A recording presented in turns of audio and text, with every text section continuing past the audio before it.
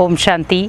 आज हम जैसे अपने कर्मों से कई बार डर जाते हैं कि क्या ये मेरे ऐसे ही कर्म रहेंगे या कभी मेरे जीवन से ये ऐसी चीज़ें उलझती हुई जो बहुत सारे उलझे हुए सवाल हैं या उलझे हुए चीज़ें हैं तो क्या कभी सुलझ पाएंगी। तो विशेष हमें ये ध्यान रखना है कि हम जो चीज़ कर रहे हैं, मान लो कोई भी हम कर्म कर रहे हैं, हमें कोई भी कर्म जो है वो हमें ओनली सुधारने के लिए आता है। कोई भी कर्म आपको एक सज़ा के रूप में क्यों मिला? हमने कोई अच्छा कर्म किया या हमने कोई जीवन में अच्छा काम किया तो हम उस अच्छे काम के साथ साथ हमें जब अच्छा रिटर्न मिलता है तो हम कहते हैं ये मैंने बहुत अच्छा कर्म किया था जिसका रिटर्न मुझे अच्छा मिला है। अब वही दूसरी तरफ हम चलें तो हमें उस कर्म का कई बार हमें इफ़ेक्ट नेगेटिव मिलता है और उस समय हम बहुत ज़्यादा परेशान हो जाते हैं कि कर्मों का इफ़ेक्ट मेरे को नेगेटिव क्यों मिला है। ऑब्वियसली है, आपका कर्म गलत था तो आपको फल भी गलत ही मिलेगा। आपने मान लो सपोज कोई भी आप वर्क कर रहे हैं और आपने किसी से अगर 1000 रुपये या 10 रुपये भी एक्स्ट्रा लिए होंगे तो भी आपके वो कर्मों में ज्वाइंट हो जाएगा। क्योंकि आज हम जब भी कोई कार्य करते हैं तो हम पहले अपनी खुशी ढूंढते हैं, लेकिन हम सामने वाले की खुशी को नज़रअंदाज कर जाते हैं। क्या कभी आप सोचें कि जब हम कोई चीज़ कर रहे हैं अपने जीवन में और खुशी से करना चाहते हैं लेकिन उसके बीच में भी बहुत सारी चीज़ें बनावटी रूप में आ जाती हैं। कई बार हम अपने कर्मों को भी एक बनावटी रूप दे देते हैं। तो कोई भी कर्म आपको हराता नहीं है, कोई भी कर्म आपको सज़ा नहीं देता है, ओनली आपको सुधार कर जाता है। क्योंकि हर कर्म के पीछे एक कोई ना कोई सिंबल ज़रूर होता है। आपने अगर किसी को दुख दिया है, आप जब घर पे आते हैं आप उस चीज़ को रियलाइज़ करते हैं। 1 दिन के बाद 2 दिन के बाद जब आप उसको रियलाइज़ करते हैं तो वो जो रियलाइज़ होती है बात, उससे क्या होता है आपके मन के अंदर बहुत सारे प्रभाव या संकल्प चलते हैं कि अगर मैं उस समय थोड़ा सा शांत रहता तो शायद आज मैं इतने बड़े चीज़ों में ना फंसता या इतनी उलझनों में ना आता। लेकिन कहीं ना कहीं हम उलझनों में क्यों फंसे? हमने उस समय अपने मन को शांत नहीं किया और उसका रिएक्शन हमने कर्मों के अकॉर्डिंग दे दिया। कई बार हम बहुत सारे लोगों को हमने देखा है, बात बात पर हम गाली निकालते हैं। हमें ये समझ नहीं आता कई बार कि हम जो बात बात में गाली भी निकाल रहे हैं वो भी हमारे कर्मों में ज्वाइंट हो रहा है और वो कोई अच्छे कर्म नहीं है, एक नेगेटिव कर्म की परिभाषा है वो। क्योंकि आपके मुख से क्या निकल रहा है?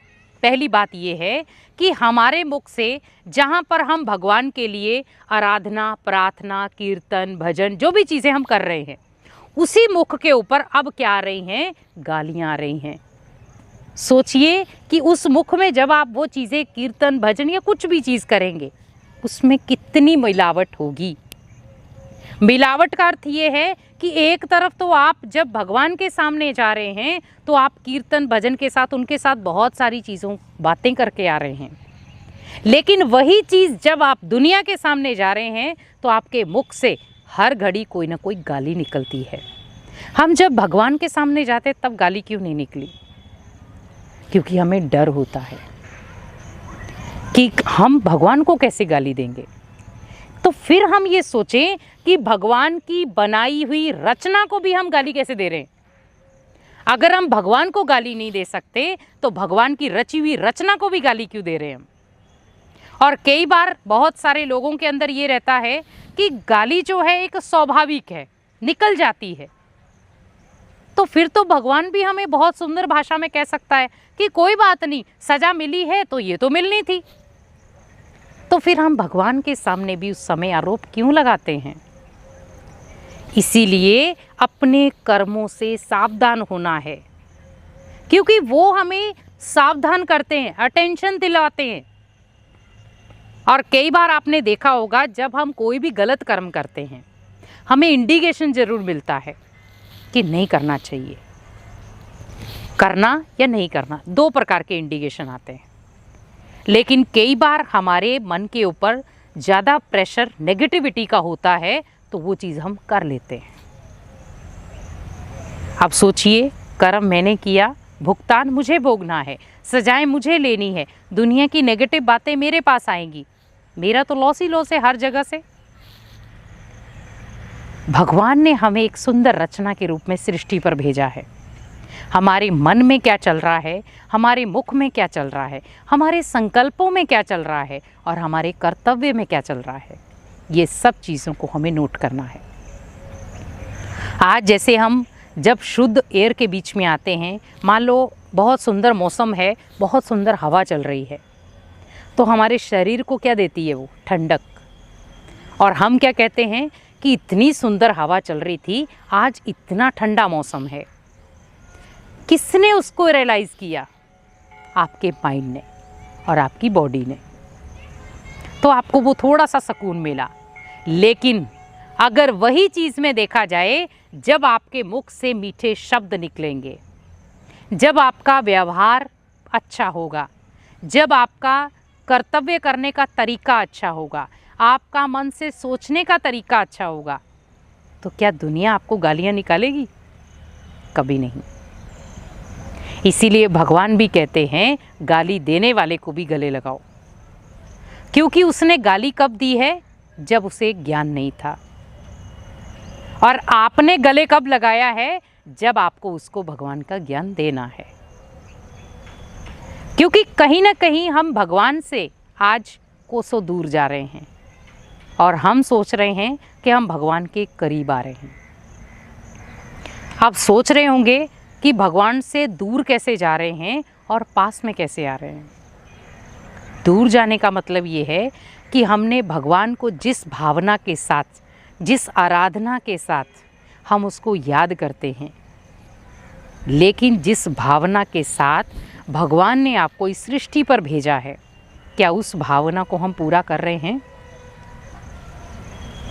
आज भगवान भी देखता है कि कहाँ पर बच्चा मेरा, कहाँ मैंने उसको कितना सुंदर भेजा था और कहाँ पर वो गलत आ गया, गलत डायरेक्शन पर चल रहा है।